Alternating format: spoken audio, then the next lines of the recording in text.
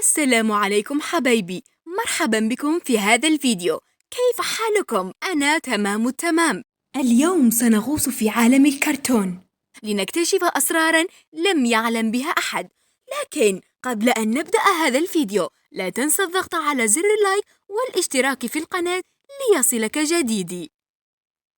أطفئوا الأنوار وهيا لنبدأ. السلام عليكم حبايبي، كيف حالكم؟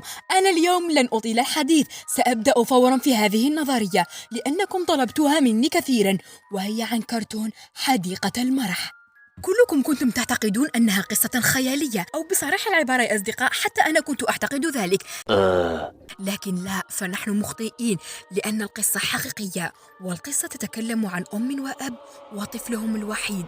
كانوا الأم والأب مهملين جدا ولا يهتمون بابنهم، وكانوا يتعاطون المخدرات والخمر يا أصدقاء. وابنهم كان عمره 3 سنوات، وكان ذلك الطفل يشاهد كل شيء أمام عينيه، وكان طوال الوقت حزين لأن والديه ليسوا مثاليين يا أصدقاء عكس جميع أصدقائه. والوقت الذي كان يفرح فيه فقط عندما كان يذهب إلى الروضة. وكانت لديه صديقة واحدة تدعى دايزي، والتي في النسخة العربية تسمى ريحانة. ريحانة تحييكم، هي مشتاقة إليكم، مميزة بين الورود، تحبكم بلا حدود. والآن فهمتم أن الولد الذي أتحدث عنه هو جوجو يا أصدقاء. فكان يحب في الروضة صوت العصافير، وكان يحب صوت العجوز الذي كان دائما يلتقي به ويحكي له قصصا. فالآن سأحكي لكم قصته يا أصدقاء.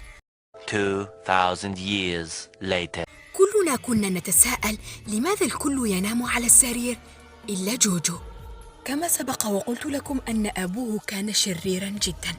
ففي إحدى الأيام ومع غروب الشمس قرر الأب أن يأخذ جوجو إلى الحضانة. كان ذلك آخر يوم يرى فيه جوجو بيته الموحش والمخيف. ركب في السيارة ولم يقل أي شيء، وبقي هادئا وجلس في المكان الخلفي للسيارة، وبقي ينظر إلى الطرقات والسيارات تمر. فبعد مرور بعض الوقت تفاجأ الولد لأن الطريق ليس طريق الحضانة، وعندما نظر في المرآة إلى أعين أبيه تفاجأ من كمية الشر التي تخرج منهما. لكنه قرر أن يبقى هادئا ولم يقل أي كلمة، فقط ضم بطانيته الحمراء وسكت.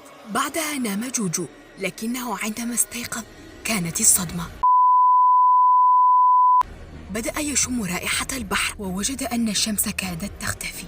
كان مستغربا جدا لأنه لأول مرة يذهب إلى البحر، لكن تساءل كيف لأبي أن يأخذني إلى البحر في هذا الوقت المتأخر. بعدها وقف الأب السيارة في مكان بعيد عن الشاطئ، وفتح باب السيارة لكي ينزل الولد، لكن الولد كان خائفا جدا والبرد كان شديدا. فقرر أن يسأل الأب وقال له: يا أبي، لماذا أحضرتني إلى هنا؟ فقام الأب بحمل جوجو والذهاب به، لكنه بدأ يبكي ويضم بطانيته الحمراء، فقام بإغلاق فمه لكي لا يسمعه الناس. بعدها نام الولد. بعدها أخرج الأب مصباحا وأشعله، ثم نجد الأب يبحث كأنه ضيع شيئا ما، وفي الأخير وجد ما كان يبحث عنه، وهو قارب صغير من الخشب. فوضع ابنه في القارب وأنار ذلك المصباح ووضع عليه بطانيته الحمراء، ودفع بالقارب إلى البحر، وبدأ القارب يبعد ويبعد فأصبح في وسط البحر. وهذا كله كان بسبب المخدرات التي كان يتعاطاها الأب والأم التي كانت تذهب العقل. بعدها عندما استيقظ الولد لم يرى إلا ضوء المصباح، لكن بعدها بدأ يرى النجوم فقط. بقي متمسكا في بطانيته الحمراء التي وضعها عليه أبوه عندما دفعه إلى البحر. بعدها عاد إلى النوم، فنجد جسمه تحول إلى اللون الأزرق بسبب البرد الشديد الذي كان في البحر وانخفاض درجة حرارة جسمه، لأننا نعرف أن الشخص عندما يتعرض إلى برد شديد ويكاد أن يموت يتحول جسمه إلى الأزرق. بعدها كان الولد يحلم بآخر حلم له عندما نظر إلى السماء وإلى النجوم والظلام، وكان يتخيل صوت العجوز الذي كان دائما يلتقي به في الروضة، وكان يقول له: هناك من ينام في راحة وأمان، يستسلم سريعا للأحلام.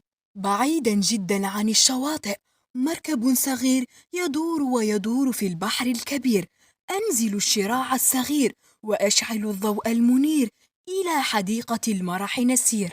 والآن يا أصدقاء، عرفنا لماذا جوجو هو الوحيد الذي ليس نائما على السرير، لأنه مات وهذا كان حلمه الأخير.